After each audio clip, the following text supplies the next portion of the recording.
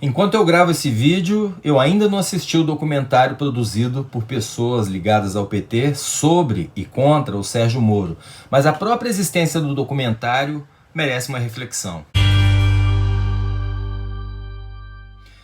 Salve galera, eu sou Maurício Ricardo e como digo sempre, vai ser difícil explicar esse momento da vida no planeta Terra para as gerações futuras.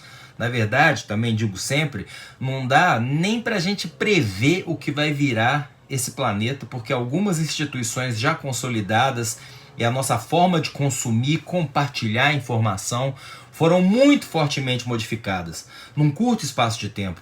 Cada vez mais a gente está vivendo essa era que já chamaram de pós-verdade, onde a narrativa é mais importante que o fato em si.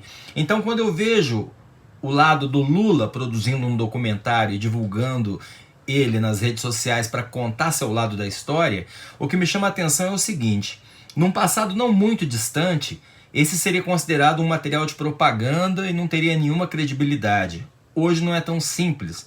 No lugar dos estúdios sofisticados, a gente tem câmeras e caixas de luzes feitas para youtubers que garantem qualidade profissional para o vídeo. No lugar das ilhas de edições em salas climatizadas e cheias de equipamento, a gente tem o Premiere da Adobe, só para citar um.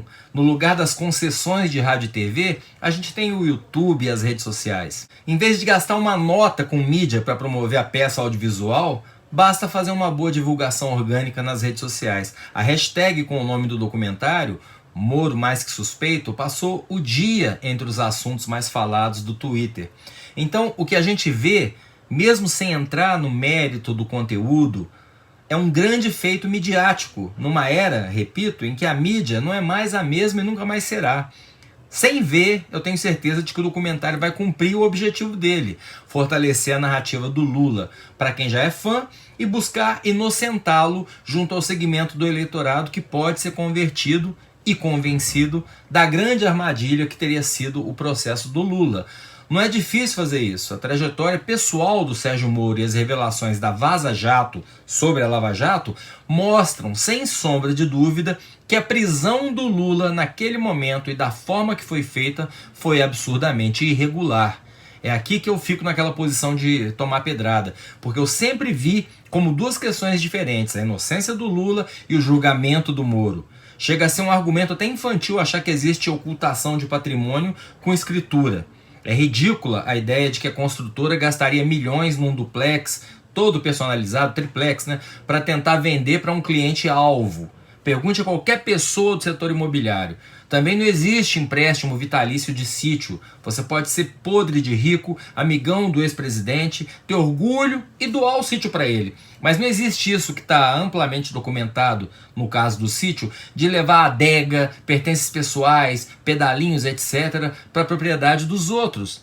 Eu sei que a questão é política, envolve um grande líder popular que fez enormes contribuições para o país, tem emoção envolvida, mas o que é inaceitável nos nossos inimigos deveria ser inaceitável também nos nossos amigos. O grande erro do Moro, que eu cansei de apontar aqui depois da Vaza Jato, foi que ele alterou os rumos do país, ele burlou a vontade soberana do voto. E como ele fez isso? Vazando áudios estrategicamente, proibindo o Lula de virar ministro da Dilma, manipulando e acelerando a justiça para que ele se tornasse inelegível. Como resultado, Lula lançou um poste como candidato, o Brasil elegeu Bolsonaro e, cereja do bolo, o próprio juiz deixou seus 22 anos de magistratura para virar ministro do cara que ele ajudou. É essa a história. Moro é culpado de fraudar uma eleição presidencial, na minha opinião. E até agora é isso e ponto. No último dia 17, o STJ negou, em decisão colegiada, outro recurso no caso do triplex. Depois do Moro, vários juízes e instâncias superiores se debruçaram sobre o processo. A minha opinião pessoal como leigo é de que o processo deveria ser anulado, porque lá atrás já começou errado, com um juiz parcial que tinha convicções ideológicas e não fez a menor questão de se mostrar diferente. Vou frisar, deixou a magistratura e virou ministro.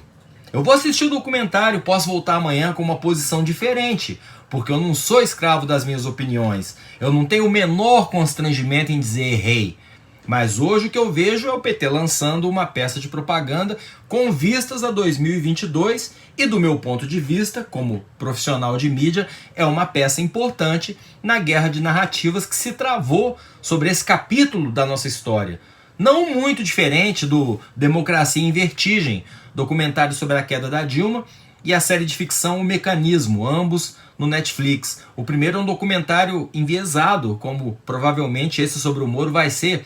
Isso não é problema. Documentário é uma interpretação sob o olhar autoral do diretor.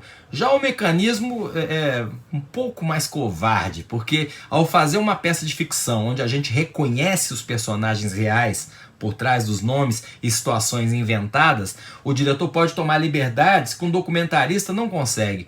É mais fácil você instruir um ator para aparecer um bandido do que achar material jornalístico de arquivo para passar a mesma sensação. Mas tanto essas obras exibidas pelo Netflix, quanto o documentário dos petistas sobre o Moro, e por que não, todas as peças revisionistas do Brasil Paralelo, têm objetivos políticos. Querem driblar o jornalismo para formar opinião e fazer a cabeça dos outros. E o jornalismo?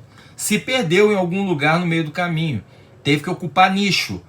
Ou você está na esquerda ou na direita. E estando na esquerda é preciso nichar mais ainda, porque o grupo do Ciro briga com o grupo do Lula. E o mesmo na direita, quando o grupo do Dória briga com o grupo do Bolsonaro. O jornalismo se apequenou.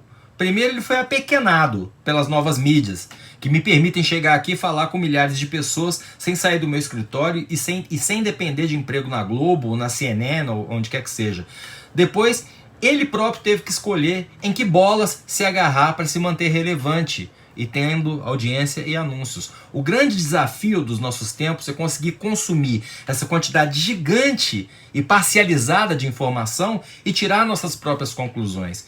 E nesse processo, que já é difícil, a gente ainda precisa enfrentar a total falta de civilidade com que o pensamento dissonante é recebido. Ainda buga a cabeça das pessoas você ser contra o Moro e ser contra o Lula. Eu vou repetir aqui pela milésima vez que nada e nem ninguém pode ser pior que o Bolsonaro, tá? Me penitencio pela milésima vez também de ter feito pouco caso das eleições de 2018 e ter ficado em casa. Mas se a gente não recuperar o nosso direito de debater abertamente as ideias, se a gente se acovardar por saber que esse ou aquele argumento desagrada o público que consome o que você produz, aí sim a manipulação e a mentira venceram. Sim, já havia manipulação e mentira na era de ouro da imprensa. Talvez o que eu esteja percebendo agora com clareza sempre tivesse existido. Eu me permito, entretanto, destacar que vivi ambiente de redação e que a maioria dos jornalistas, não estou falando dos donos de veículos, era muito compromissada com tentar passar a verdade. Hoje, com todo mundo tendo voz pelas redes sociais e com os grupos políticos produzindo programas, documentários e conteúdos de qualidade técnica excelente para ilustrar seu pensamento, mais do que nunca a gente tem que se manter em estado de alerta, a não ser que seja natural para a pessoa passar pano ou praticar 2 pesos e 2 medidas em nome da sua ideologia ou de seus políticos de estimação. Eu sou Maurício Ricardo, vou lá assistir o documentário. Inscreva-se no meu canal, ative as notificações, dê seu like ou seu dislike. Estamos numa pandemia, se for sair, use máscara. Obrigado, profissionais de saúde.